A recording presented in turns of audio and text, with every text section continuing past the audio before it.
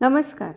आपण मागच्या व्हिडिओमध्ये लेटर एस आणि त्याचा साऊंड स शिकलो होतो आणि तेव्हा ही स्टोरी ऐकली होती. आठवते का? कोण कोण आहे या स्टोरीमध्ये?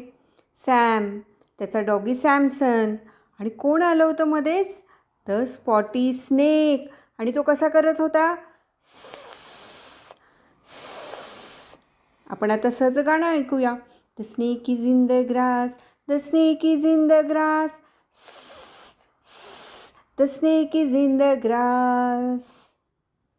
आज मी तुम्हाला फोनिक्सचा एक नवीन रूल सांगणार आहे. तो तुम्ही कायम लक्षात ठेवायचा आहे. आता आपण इथं बघतो आहे लेटर एस, कॅपिटल एस आणि स्मॉल एस, आणि त्याच्या खाली आपण काय दिसतं आपल्याला? एक डॉट आहे.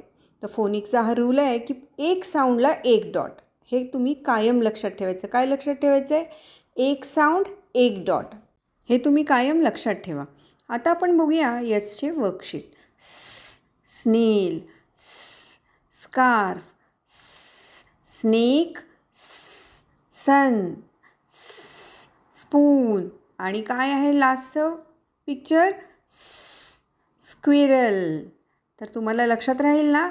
लेटर एस, त्याचं नेम आहे एस आणि साऊंड स. थँक्यू.